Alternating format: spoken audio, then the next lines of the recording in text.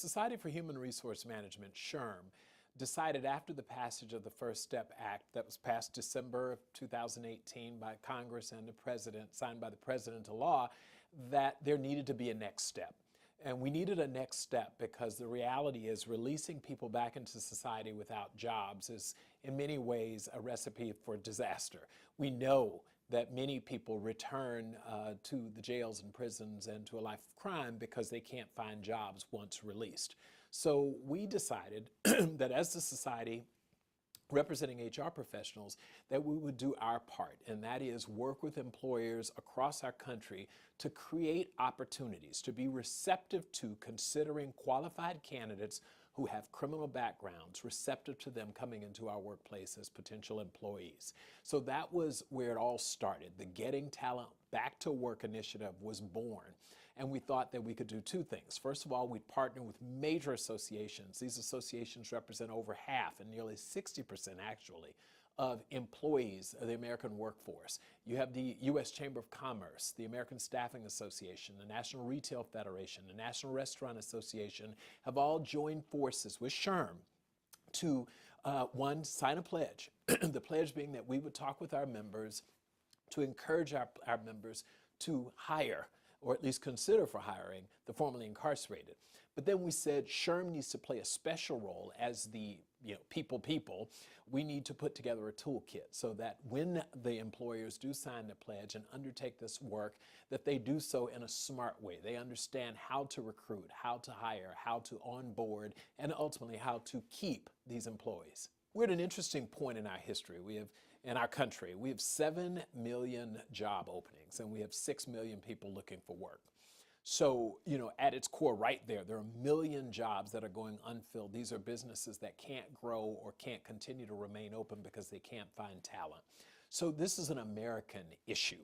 And so, there's a real opportunity for us to play a role in solving for that gap. There's 700,000 people planned to be released from jail or prison this year. Every year, frankly. And what that means is if we can take all of them, my gosh, we'd solve largely for the country's labor shortages. But even if you took a percentage of them, imagine what we'd be able to do to enhance our employment opportunities and the companies that need those employees. So that's really what this is about. But employers need to do it in a responsible way. We know, for example, that 80% of hiring managers say people who were formerly incarcerated do quite well at work. They're just as productive.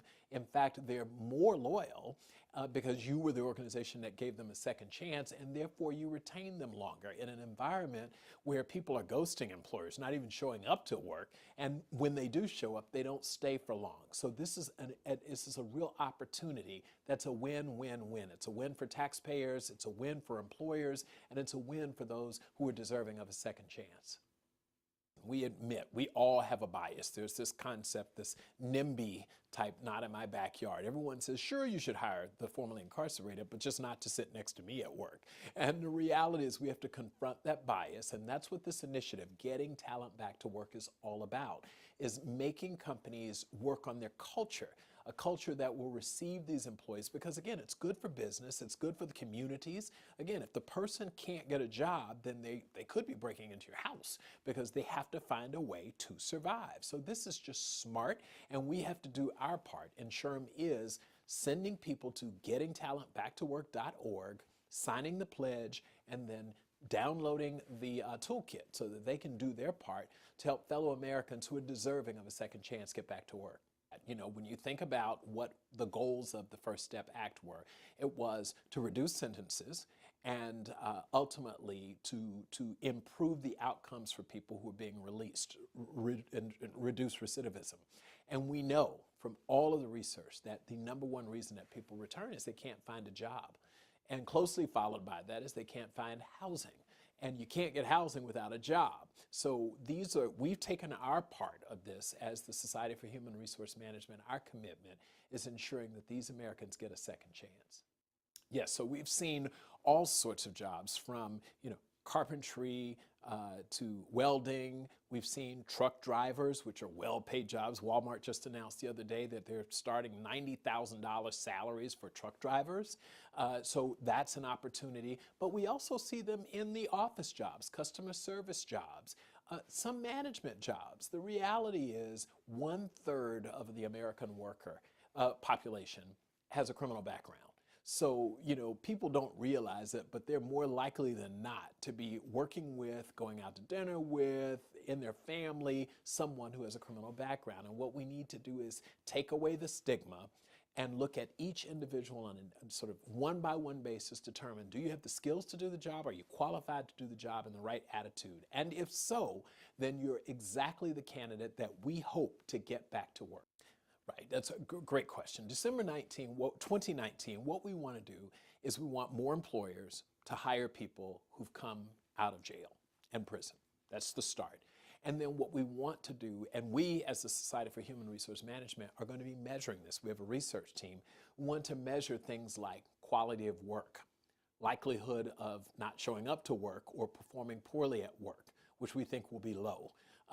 We want to study retention rates so that, a year from now, we can say this was a success all around. Taxpayers are no longer carrying this burden. This is an individual who's net a positive to our society. And if that plays out, then more and more employers over time will be receptive to hiring. We're not naive in believing that tomorrow magically the stigma associated with the reticence that people have in hiring the formerly employed, formerly incarcerated is going to go away. But we think a year from now, December 2019, and really December 2020, we're going to be able to show employers that this was good for all parties. There, as I mentioned, it's not unique to Alabama. There are, sort of law and order tough people on this issue in every state. And frankly, in most cities. And so what we believe is that by doing this, by bringing people into work, and over time, people realize, wow, that wasn't so bad. I didn't see a spike in crime. I didn't see a spike in theft from my office. Once we can help disabuse them of the notion that this is bad, I think this will change. But it's like any other cultural transformation. It requires that people test, and thus we're asking employers, small, medium, you mentioned the large companies, but small and medium-sized companies, which make the bulk of U.S. employers in the United States, need to consider going to the website, gettingtalentbacktowork.org, and download it. Sign the pledge, download the toolkit, and start hiring. And I'm convinced, based upon all the research that we have, that they're going to realize that this was not a bad idea after all. We get to spend one-on-one time. I was in California now about 10 days ago, and I met with a number of individuals, the formerly incarcerated. They actually were working the event.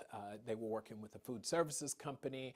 I actually had the opportunity to meet Alice Johnson, who President Trump granted clemency to, who, after Kim Kardashian brought her plight to the attention of the administration, and I really got to understand what it means. So as they're as fearful as anyone else, you've been incarcerated for a significant period of time where all of your basic needs were provided for: housing, food, health care.